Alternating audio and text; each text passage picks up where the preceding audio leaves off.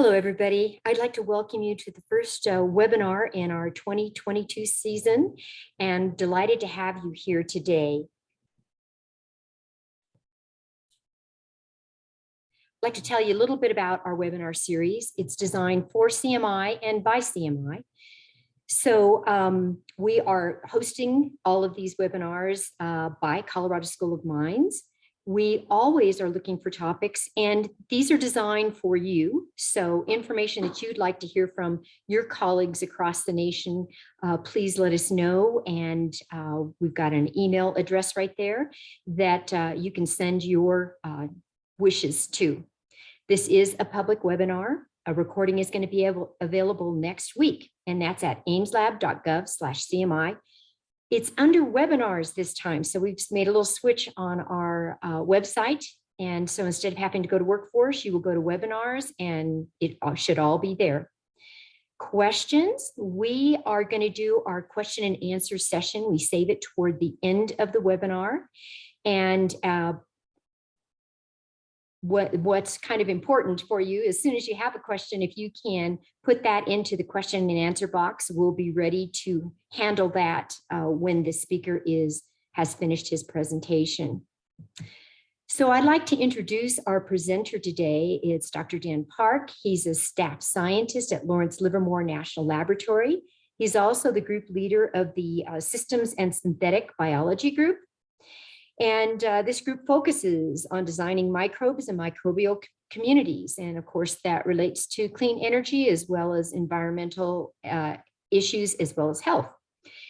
A little bit about him, he has had funding by CMI and DOE offices to do his work, and he's been doing it since really 2015 when he was a postdoc at Lawrence Livermore National Lab. And he continues to develop biology-based approaches for critical element recovery. In his current role as staff scientist at Lawrence Livermore, again, he is going to share with you some of the work that he's doing and has been doing probably since 2015. We so appreciate you being here, Dan, and if you want to take it from here, I don't want to take any more of your time.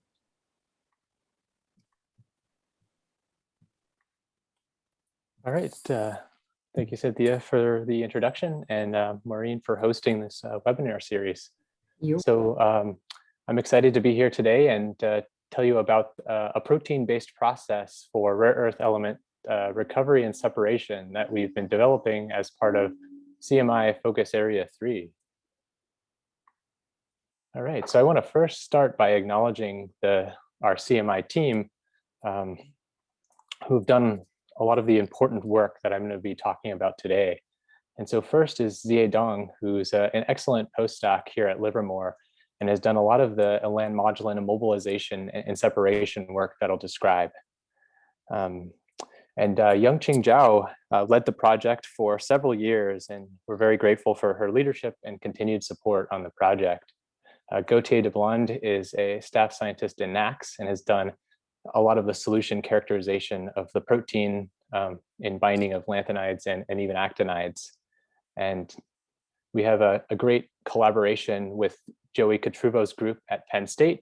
Joey discovered the Landmodulin protein a couple of years ago, and his biochemical and biophysical studies have laid the groundwork for the application that I'm going to be talking about today. And we're excited to add Sarma Pisapati from Penn State to the team. He's the director of the Center for Critical Minerals at Penn State and carries a wealth of knowledge on mineral processing. We're also fortunate to be led by David Reed. He's the PI of Project 3.2.13 and has been really an excellent resource over the years, has been very willing to share feedstocks and exchange information. In addition, we're excited to add Marty Weems from Western Rare Earths as an industrial partner on the project. Marty's been a great supporter of the Landmodulin process, and we're looking forward to testing its ability to extract and separate lanthanides from his allanite feedstock in a project that's just starting this year. And we've collaborated for many years with Hungwei Jin to do techno-economic analysis on our various bio-based approaches, and I'll share a little bit of insight that we've learned from this collaboration in the presentation. All right, in addition to the core CMI team, I want to acknowledge others who have made important contributions to our research. So we were fortunate to be able to do a decision framing exercise about 1.5 years ago that was led by Julian Krenich at Ames and also by Ellen Coopersmith's team at Decision Frameworks. And this was really valuable for helping us to prioritize specific research and development areas and select specific feedstocks for pursuing our method with. We've also received analytical support in ICP-MS analysis from Yat Lee's group at UCSC and state-of-the-art microscopy done by several scientists at PNNL. And we're very grateful for CMI's support for our research. Okay, so what I want to tell you about today is how we're seeking to bridge hydrometallurgy and biochemistry, essentially integrating bio-based approaches into a traditionally chemically dominant hydrometallurgical process with the goal of generating a more environmentally friendly and sustainable process. And so I've shown a schematic, admittedly overly simplified, for how rare earths are extracted from a solid feedstock, be this a mineral source or even a waste material. So this includes following some comminution and potentially beneficiation steps, a chemical leaching steps to solubilize the rare earths into solution, which often brings a number of other non-rare earth impurities, initial separation step to remove non-rare earth impurities before using some like solvent extraction to separate the rare earths into sort of discrete pods. And David Reed at Idaho National Lab has been working to implement a bioleaching process to replace chemical leaching by taking advantage of some metabolites that are secreted by microbial systems. And so at Livermore and in collaboration with Joey's group at Penn State, we're working to develop a protein-based process for the removal of non-rare earths and separation of certain critical rare earth pairs.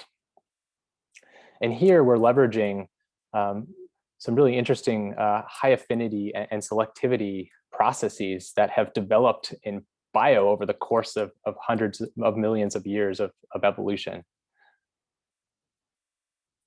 All right, and so we're in FA3, so we've been predominantly focused on e-waste feedstocks, particularly neodymium iron boron magnets. But starting this year, we're really excited to apply our methods to the allanite feedstock from Marty Weems. This is a very abundant feedstock source in the southwestern portion of the US and also in Wyoming, and contains relatively high levels of scandium relative to other domestic feedstock sources, and also advantageously low levels of naturally occurring radioactive material. We'll also be looking at red mud, which is the waste product of aluminum refining through the Bayer process. Okay, so in this project, essentially what we're doing is trying to harness nature to develop novel rare earth recovery and separation processes. And so the interaction of biology with rare earth elements has been known for decades, but it was largely thought to be a purely chemically driven process. For example, adsorption of rare earth elements to the surfaces of bacterial cells, which are rich in carboxylic and phosphate moieties, or the displacement of calcium from calcium containing enzymes in biology. But in the last decade, it's been become apparent that lanthanides actually play an important role in biology. And so on the left, I'm showing one of the groundbreaking discoveries that happened a little less than 10 years ago, where researchers identified methane oxidizing bacteria from an acidic volcanic mud pot.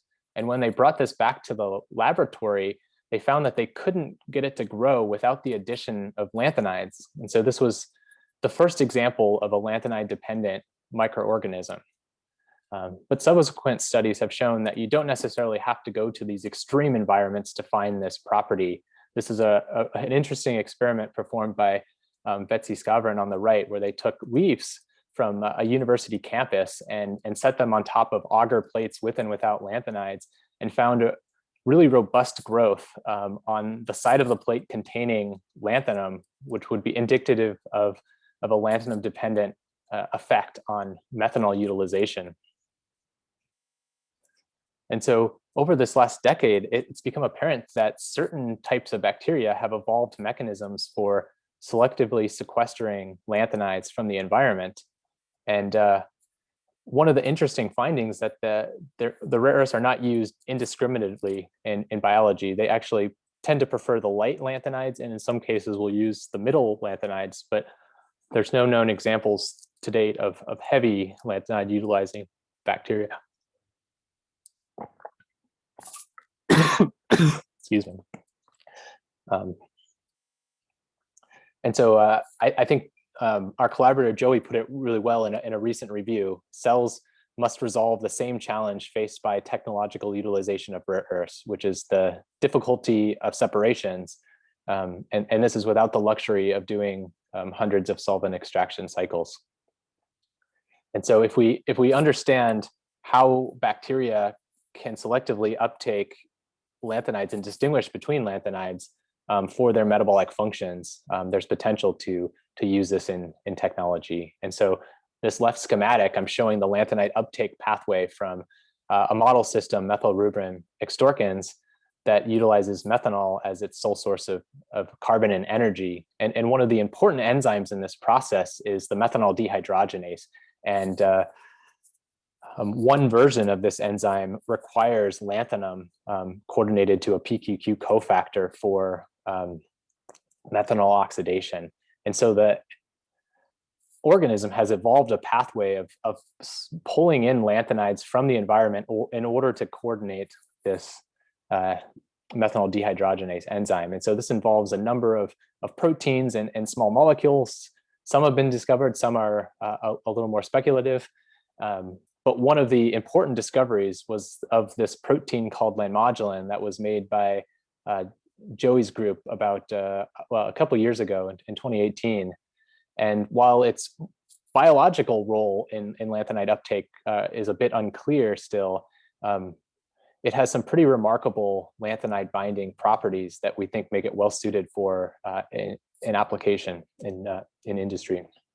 And so on the right, I'm showing the NMR solution structure solved by Joey's group that shows the coordination of 3 yttrium metal ions by the protein. And this is done using EF-Han domains, which are enriched for amino acids containing carboxylic acid functional groups. And one of the interesting features of the protein is that it's actually unstructured prior to binding lanthanides. And upon binding, it folds up essentially on top of itself through this cooperative mechanism.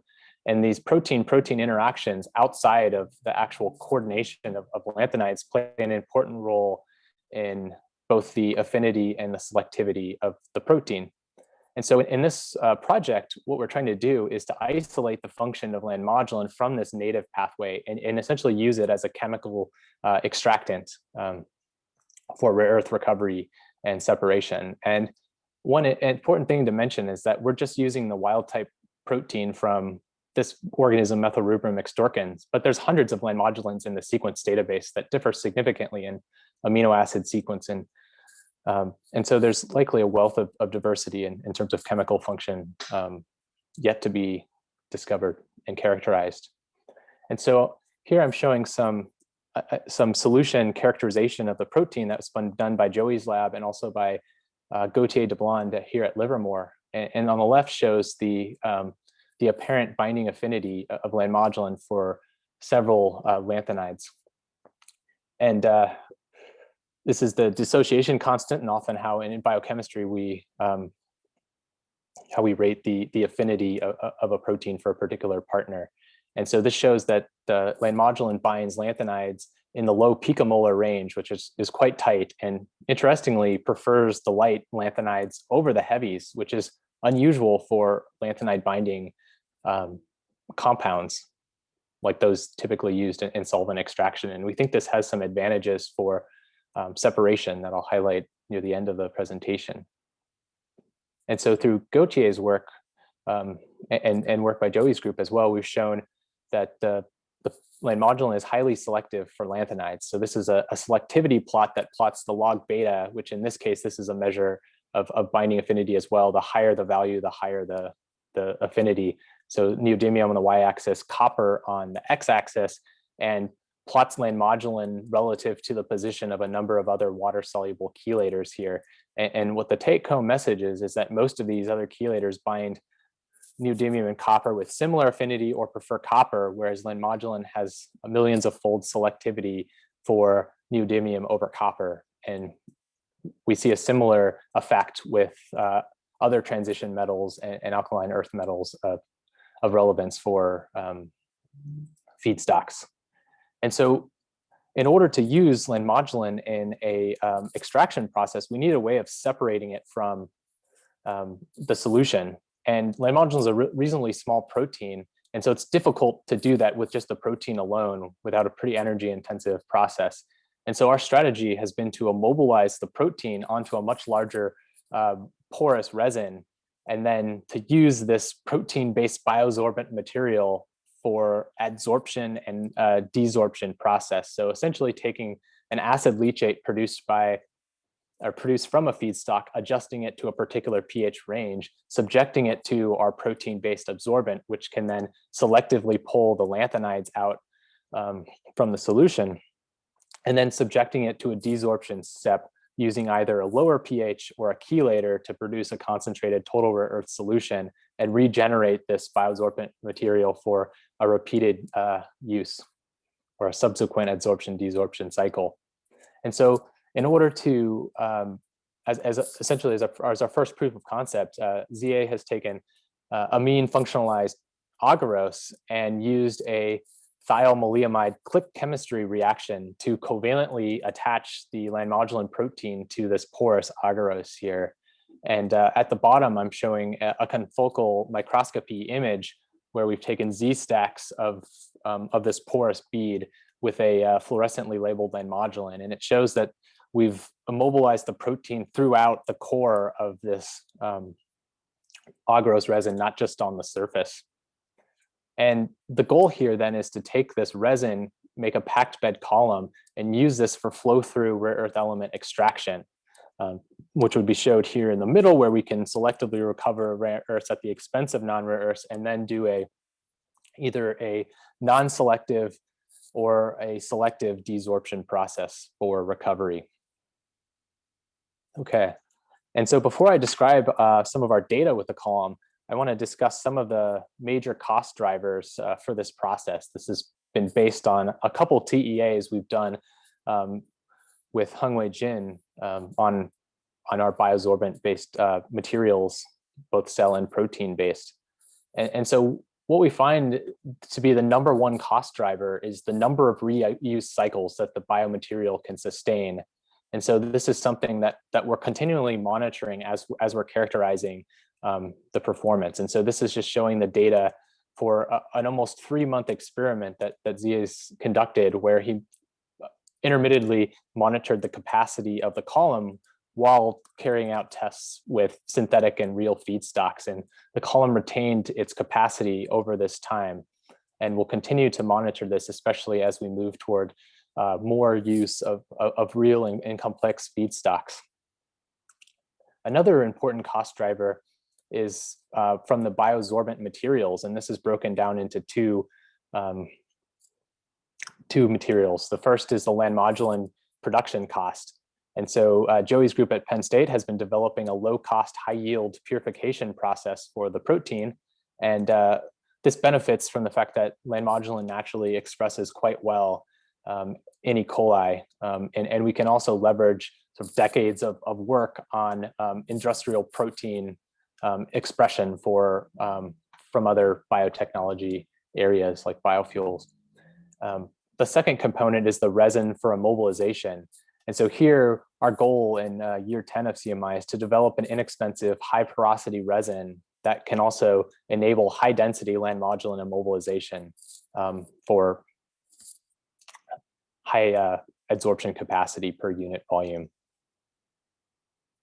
Okay, and so The work I'm going to show you here has been our sort of efforts to uncover the adsorption, desorption principles of the protein. And once again, we're using a commercial agarose resin for these experiments. And so the first thing we wanted to look at is the pH compatibility of this adsorption process. And so we used a breakthrough curve to monitor this. Is where we're essentially monitoring the concentration of metals coming off the column and comparing it to the initial inlet concentration.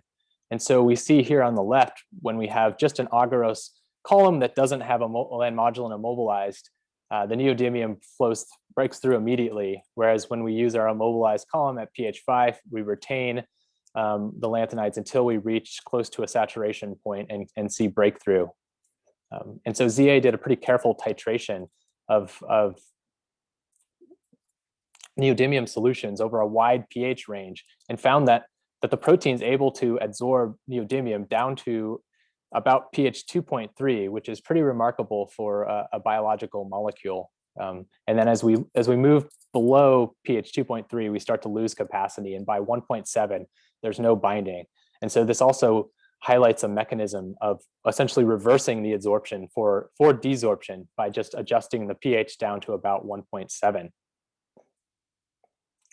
And so the next thing we wanted to test was the selectivity of the immobilized protein as a first experiment to do this in a pretty controlled setting. And so we used a neodymium solution again, and then made another neodymium solution that contains a number of transition metals at excuse me, at each at an order of magnitude higher in concentration than the neodymium. And when we monitored the breakthrough curve, we found that the non-rare earths broke through immediately, and neodymium was retained on the column under both conditions, and actually produced an identical breakthrough curve, suggesting that the presence of these competing metals, at least at this concentration, was not affecting the capacity of the column for neodymium. And to characterize this a little further, we then lowered the pH and monitored the metals coming off of the column in a desorption step, and once again found only concentration of neodymium here, and that both the neodymium alone and the neodymium plus impurities produce the same concentration of neodymium, so suggestive of the selectivity of the protein. And so to test this in a more rigorous fashion, we next used a hydrochloric acid leachate of a Powder River Basin fly ash. And we used PRB for a couple reasons. The first is it's pretty low grade. The calcium and magnesium are about 3 orders of magnitude higher in concentration than the total rare earth content. And it contains a number of other impurities. And in our previous work with cell-based biosorbent materials, this was a really difficult feedstock to work with. We didn't quite have the selectivity. So it's a perfect example to test with Landmodulin, which has better selectivity. In addition, this is an acid scavenging feedstock because of I think the calcium oxide in the material. And so this actually, with the higher pulp density, yields a moderate pH leachate and removes quite a bit or almost all of the iron in the feedstock, which is helpful as we've noticed some on-column iron precipitation with certain feedstocks when we're working in that pH 2.5 to 3.5 range. And so when we looked at the breakthrough curve here with PRB, once again, we saw the non-rare earths break through quite early in the experiment, and then the rare earths were retained on the column. And so here we're plotting the total rare earth as a single curve. And we then lowered the pH and did the non-selective desorption. And in the middle plot right here, I'm showing the composition of solution in the original PRB feedstock, and then after the Landmodulin-based adsorption desorption process, showing that we were able to significantly concentrate it to a reasonably high purity total rare earth solution in this single step. And so ZA has also done some experiments where he's added oxalic acid to this solution and is able to precipitate quantitatively the total rare earths, and this further enhances the purity of this total rare earth product. And so we also wanted to test the ability of the Landmodulin column to recover lanthanides from a bioleachate. As I mentioned, the prior example was a mineral acid leachate, and The bioleachate is interesting because of the gluconic acid that's produced by the cells coordinates the rare earths. And so we need sufficient selectivity, sufficient affinity of the Landmodulin column to be able to outcompete the gluconic acid for the rare earths. And so we think Landmodulin is a good system for that. Another benefit of the bioleachate is that it also coordinates the iron and helps maintain solubility throughout the column experiment. And so this was done in collaboration with David Reed's group at Idaho National Lab. And he received shredded hard disk drives from Oak Ridge, did the magnetic separation to extract the ferrous scrap, milled the material, and then subjected it to his bioleaching procedure, sent the feedstock to Livermore, and we ran a breakthrough curve shown here on the right. And once again, showing that the non-rare earths were eluted immediately at the beginning of the experiment, and the rare earths were retained. But here I'm showing the three major rare earths from the neodymium iron boron magnet material. And the interesting observation was that the dysprosium was actually competitively displaced by the higher affinity neodymium and praseodymium. And so this was an early indication that we may be able to separate dysprosium from neodymium and praseodymium. And so this motivated a series of work to try to accomplish this by incorporating a selective desorption process. So up to this point, we've just been lowering the pH down to 1.7 to pull everything off the column. But we hypothesized that we could be a little bit more selective about this process. And to really develop this, we did a series of experiments where we would load the column with a single rare earth element, be it neodymium, dysprosium, or praseodymium, and then subject that to a stepwise reduction in pH, starting from 2.9 all the way down to 1.7, and then plotted the concentration coming off the column. And so what this shows is that neodymium and praseodymium behave essentially identical with Landmodulin, which is consistent with very similar affinity for both. But dysprosium could be eluted at a higher pH than neodymium and praseodymium. And so we hypothesized that we could use a stepwise pH-based desorption process to first remove the dysprosium and then recover the neodymium once both have been absorbed onto the column. And so the initial test of this, we made a 50-50 feed composed of neodymium and dysprosium, loaded it onto the column to near column saturation, and then did the stepwise pH. So first subjected to several bed volumes at pH 2.1 before lowering the pH down to 1.7, and found we were able to produce two discrete fractions, a high purity neodymium that came off in the initial higher pH elution step, and then a high purity neodymium solution that came off at the end. And so we were pretty excited by this result and wanted to test how far that we could push this. And so we used a more realistic feedstock composition that would be more reflective of a neodymium iron boron magnet. And so here we're using 95% neodymium and 5% dysprosium. And the neodymium is essentially functioning as a surrogate for both neodymium and praseodymium, given the very similar binding of Landmodulin to both of those lanthanides. And so we ended up doing this with a two-step column process. And so both of the columns use this two-step pH desorption. So in the first one, the goal was to enrich the dysprosium solution, and we're able to take it from about 5% to about 44% using the initial pH desorption. And then sort of on the back end of the column, we can elute the vast majority of the material, the neodymium, in high purity. We then ran this first column several times to accumulate sufficient dysprosium, and then subjected it to a downstream column step to separate the dysprosium from the neodymium. And so on the prior slide, I showed once we get to about 50-50, we can separate the two. And this was indeed the case with the 44% dysprosium solution. Using the stepwise desorption, we could produce two largely discrete pools of material.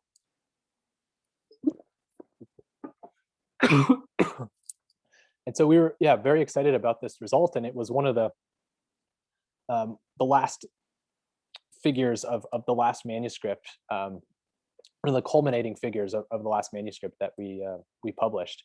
But there's still quite a bit of work to do here. We're working to integrate this process with David's bioleachate, and also to develop a continuous separation process using multiple Landmodulin columns, rather than the semi-continuous process that I'm showing here. Okay, and so in addition, we were interested in whether we could do separations for other rare earth elements that would be relevant for ore-based feed material or waste materials. And so we went back to our original single element desorption experiments and tested this with a wider range of rare earth elements. So we included both heavy and lights here. And as expected, based on Joey and Gautier's solution characterization studies, the heavier rare earths like lutetium and yttrium eluted at a higher pH than the lights. And so we hypothesized that we could do a heavy versus a light separation on the desorption side using an ore-based feedstock. And so the initial proof of concept test was done just with a yttrium neodymium solution, the yttrium as the heavy surrogate, the neodymium as the light surrogate, and at a composition that's roughly reflective of the heavy to light ratio in our ore-based feedstocks of interest. And so once again, we used this stepwise pH desorption and showed that we could elute the yttrium in relatively high purity initially, and then the dysprosium in high purity with the lower pH desorption step. And so we next wanted to test this with going back to our Powder River Basin fly ash leachate. And so a couple of slides ago, I showed that we could separate the total rare earths, the rare earths, from non-rare earths in the adsorption part of the process. And so our question was, can we use this stepwise pH desorption to separate heavy versus lights at the back end of the adsorption desorption process to further increase the utility of the approach? And so we started with a slight reduction of pH down to 2.3, and we're able to elute a heavy enriched fraction of rare earths. And then lowering the pH further, we were able to elute the light rare earths in really high purity. And so on the right is essentially showing the relative composition of each of these fractions. And so starting with the feed material that's predominantly lights, we're able to produce an enriched heavy solution on the front end. There's a bit of material that comes off in this middle section that actually is very similar in composition to the original feed. And so we think that this could just be added right back to the initial feed for the initial adsorption experiments. And then on the back end here, we're able to elute the light rare earths in high purity. And so this is really just the start of this differential desorption process. We think that this can be further improved through a number of possible methods. And one area that we think would be particularly useful is going back to the light lanthanide preference of Landmodulin and really exploiting this on the desorption step. And so to do this, we can use an organic chelator like citrate that would prefer, or that prefers heavy, selectively binds heavies over the lights. And combining the light lanthanide preference of Landmodulin with the heavy lanthanide preference of citrate, we can magnify separation effects. And just wanted to leave with one example of how this works. And so going back to these single element desorption experiments with lutetium and lanthanum, this is showing the pH-based desorption where we do see some separation between lutetium and lanthanum where it elutes at a higher pH than lanthanum. But when we do this with a stepwise increase in citrate concentrations, we find that the separation effect is significantly enhanced to the point where lutetium is separated, is completely eluted before citrate even starts to be eluted.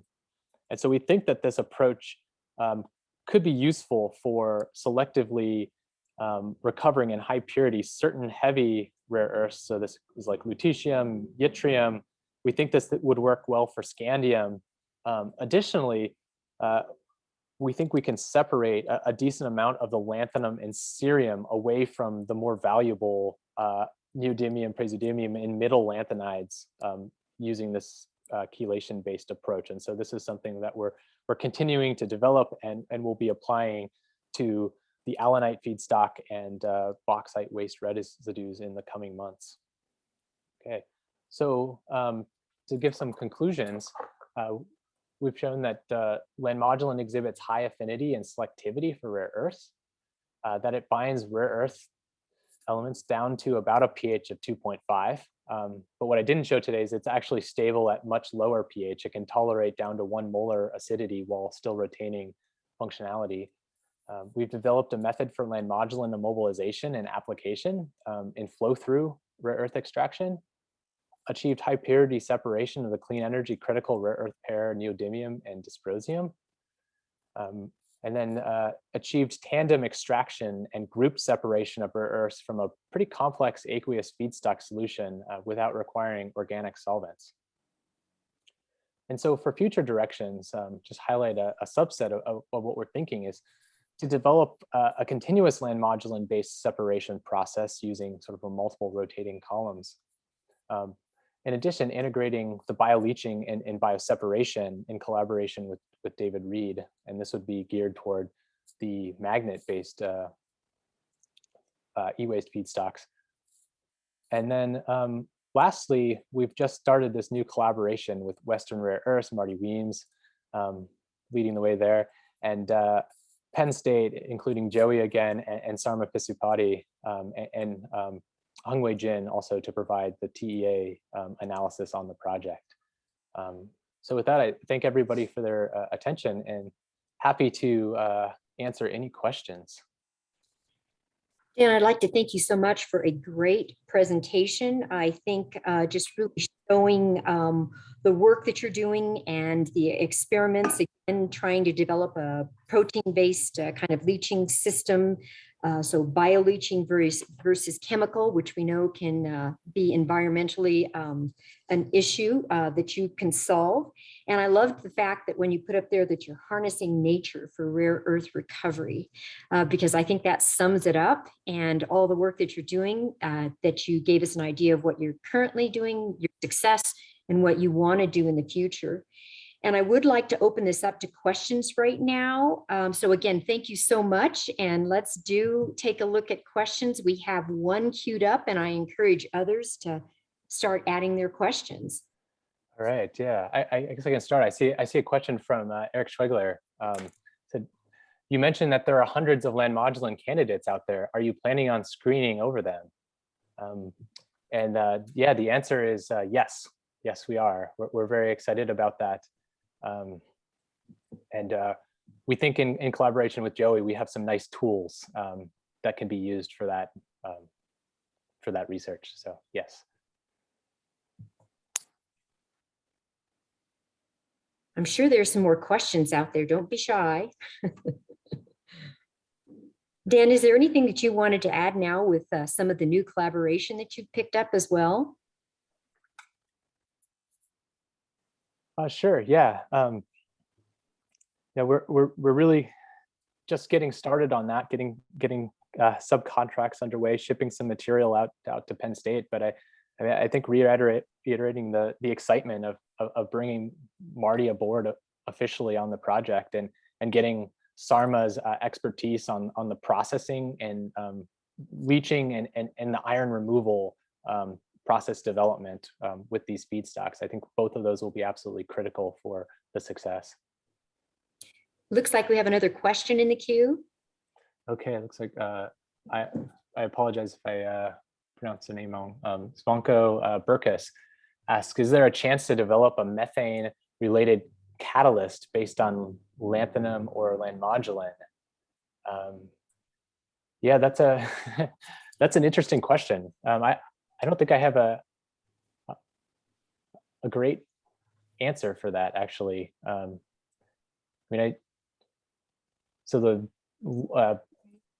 what we know is that lanthanides are important in methanol oxidation. So I could certainly see some some applications related to that specific ZOXF methanol dehydrogenase enzyme, but yeah, I'm not sure. That it's probably actually a better question. Joey may have some thoughts there. To think more about that. A few more questions in the queue. Melissa Sanderson, what is the time frame for commercializing this exciting technology? Good question. I think I think with the bio approach, we really need to get to scale, particularly pilot scale, to demonstrate the feasibility beyond the laboratory scale. And so that's really our first area of focus. And so we've been pursuing a couple different funding opportunities to get to the larger pilot scale. And one is through the technology commercialization, and another is potentially through a DARPA program. And so we think within a couple of years that it would be feasible. I think one of the bottlenecks, I think the protein production, I think we can get to that scale pretty quickly. But I think our bottleneck will probably be on the resin development, developing something that will be stable, robust, and scalable. And so that's what we want to spend a decent amount of year 10 on.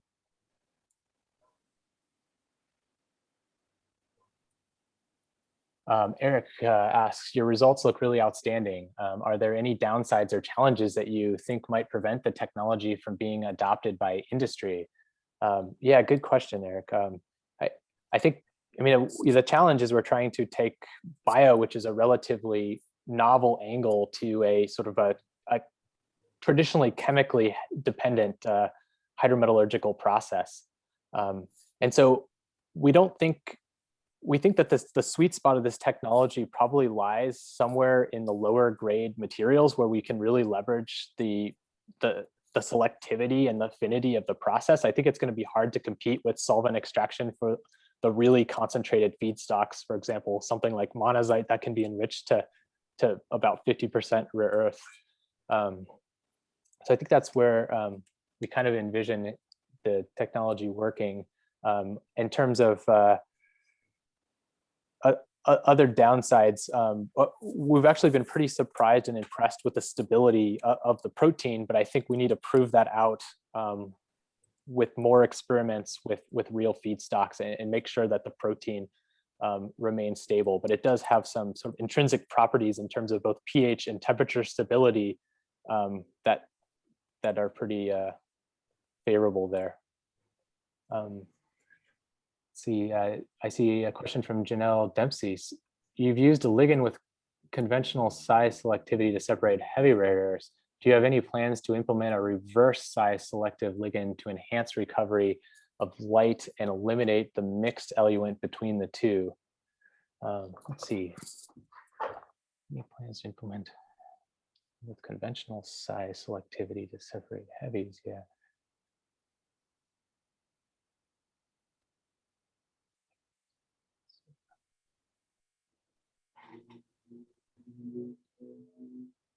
I think probably the best angle there, although I think it'd be interesting to follow up, John, with you on there if you have any idea.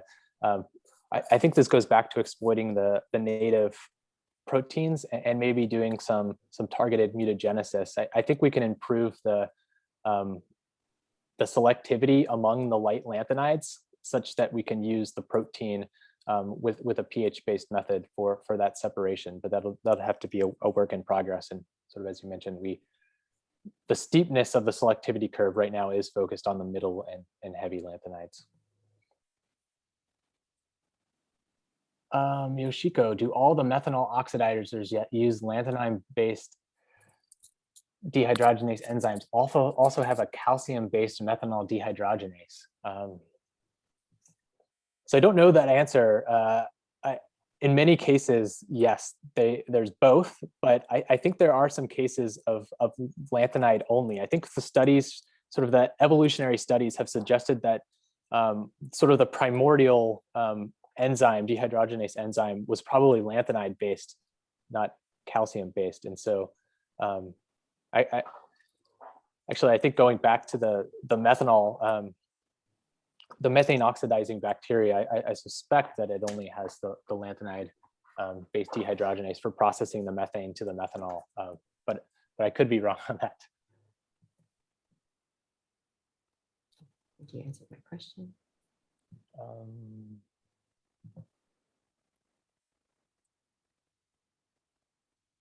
Jay Horton says, would you be willing to pair with a startup to scale up the work? Yeah, absolutely. Yeah, we'd love to entertain a conversation with you, Jay, about that. I mean, I think that's would be a really nice way to do it, because I think we are a little bit limited in sort of what we can do here at the university, or not the university, with PSU at the university and here at the National Lab in terms of the scale.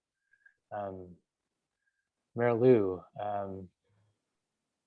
is there any way to isolate the lanthanide binding site and use tools to build peptide-based small molecule approaches to separations? Yeah, the short answer is yes. I think there was actually a recent preprint where they were able to isolate some of the EF hand domains from Landmodulin. You actually lose some of the interesting properties when just pulling the coordination out of the context of the protein. There's a lot of cooperativity in the protein that's responsible for the high affinity and selectivity. So one, I think, question would be maybe that wouldn't be ideal, but then there's been one really nice example of this. It's called the lanthanide binding tag.